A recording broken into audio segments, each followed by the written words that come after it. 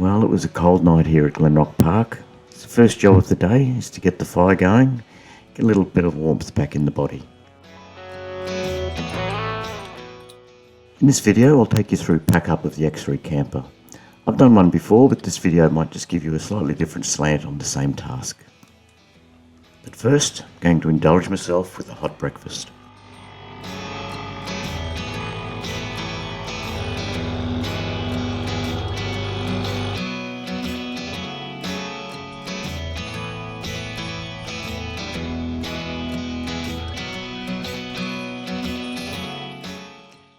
The Weber barbecue on the swing arm is a great Patriot feature, and in no time I've got a hot breakfast coming together. And of course, a hot coffee to go with it, thanks to the 1500 watt inverter that easily powers most coffee machines.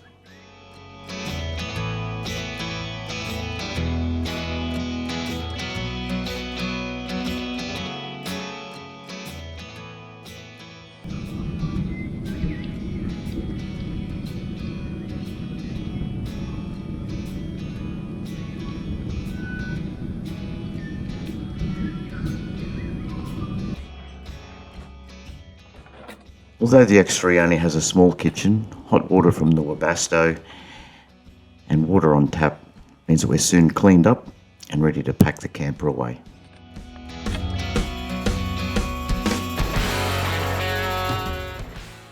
Before starting the pack up, I like to close all of the box doors in the man cave. This enables me to get right around the camper without having to work around open enclosures.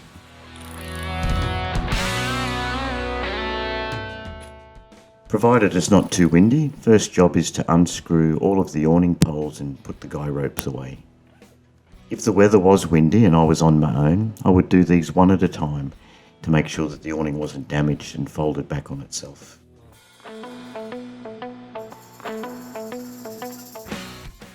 I'll run a timer just to give you an idea of how long this process takes. I'm not rushing because, let's face it, we go camping to relax. I'll work my way around, bringing all of the awning poles up into their storage position.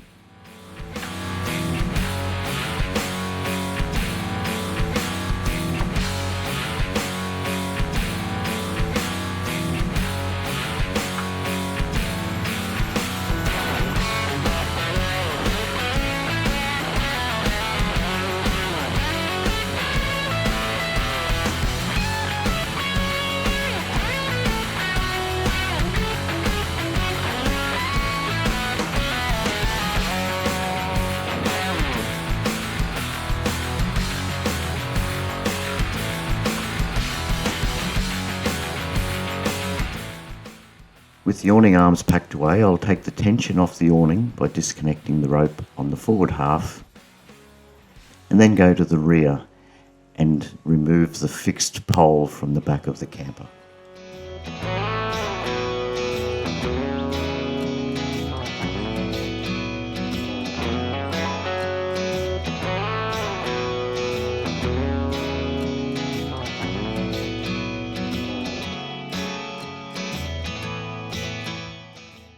From here we fold the awning away. I covered this in a bit of detail in an earlier video. I'll put the link here.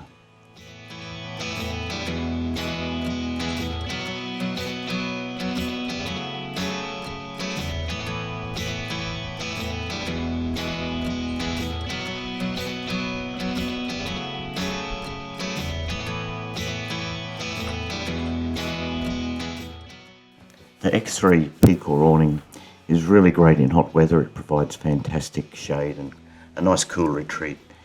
It's not so good in windy weather or when it's raining, and packing it away is a little bit of an exercise in origami as well.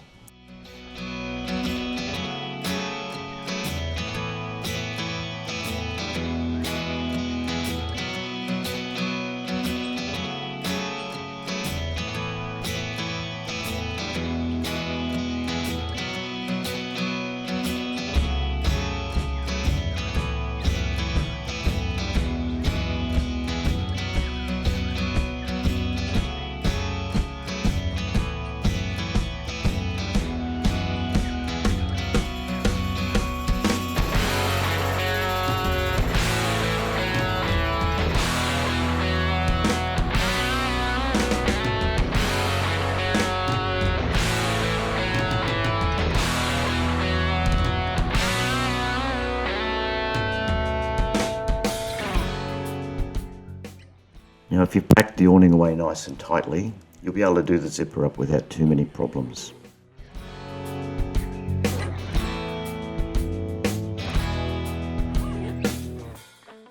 So that was roughly 4 minutes to pack away the awning. Now it's time to pack the tent away. Firstly, I disconnect the 3 webbing straps from the top of the awning bracket. Then I go inside and drop all of the tent support frames and attach the bungee cord to the canvas to pull it inward.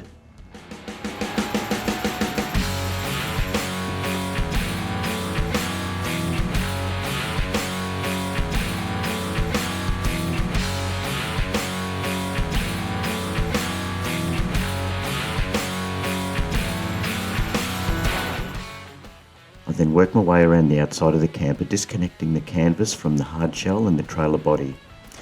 If I haven't already done it, I'll also take the spring bows from the bedroom window.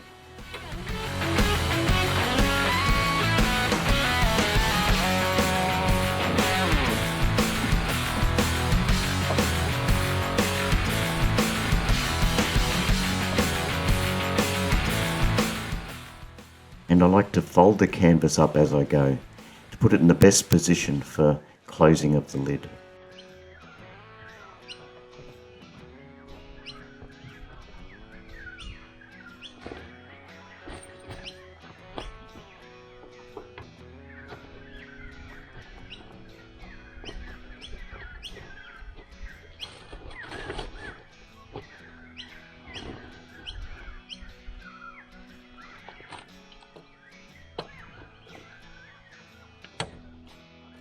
Always pay a little bit of attention to the canvas and disconnect some of the Velcro at the hinge point. This is one of the more difficult places to get the canvas tucked inside when clamping down the hard shell lid.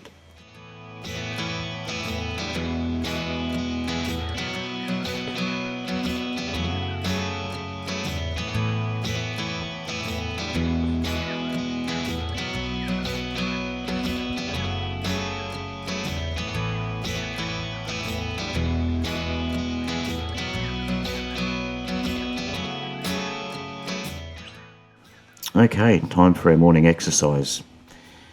First step is to get the ladder so that it can move in its slides. I find this can take a bit of a bump sometimes because it can jam.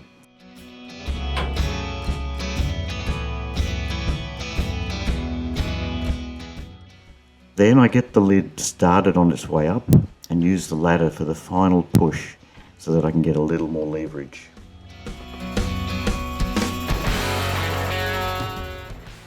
If all works out well, I can get the ladder to balance in an open position to give me a chance to go around and tuck in any more canvas that could get jammed, particularly in around that hinge point.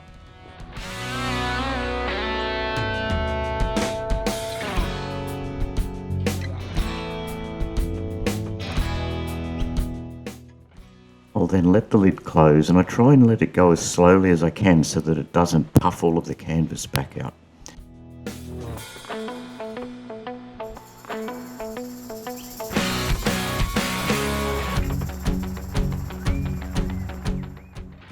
From here it's just a matter of tucking all of the canvas in, making sure that we're in a good position to clip the lid closed.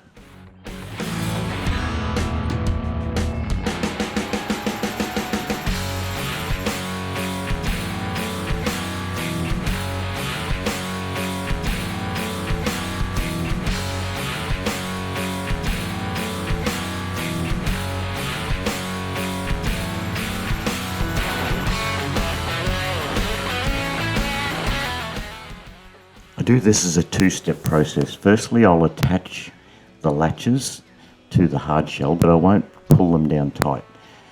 But just give me one last chance to check that none of the canvas is in the dust seal.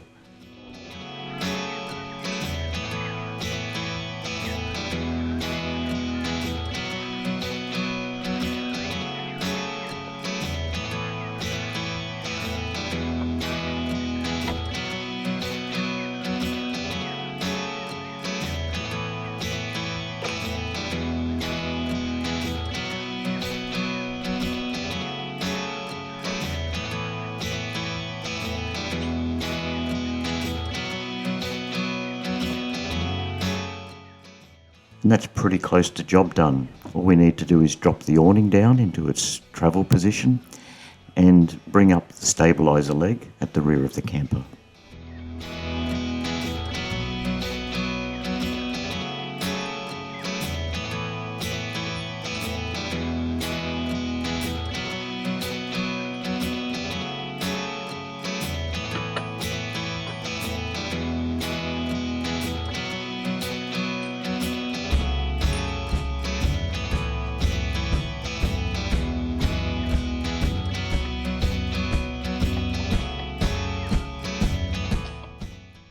Well, there you go, 9.5 minutes. It can take a little longer if it's windy or you've got more guy ropes out on the awning. From here, I'll throw the last of the gear on top of the camper and hitch the rig up.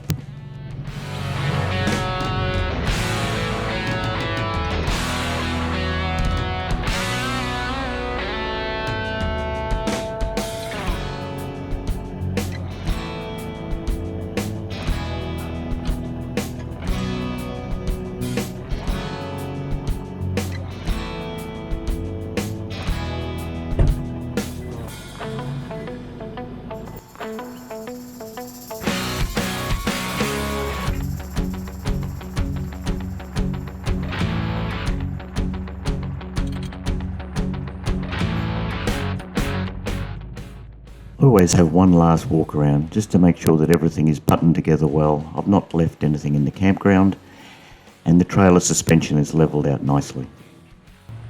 A few hundred yards down the road, I'll always stop and double check the suspension ride height. As you can see in this video, things move around a lot when you're cornering and going over bumps, and the last thing we want to be doing is crushing down on our bump stops.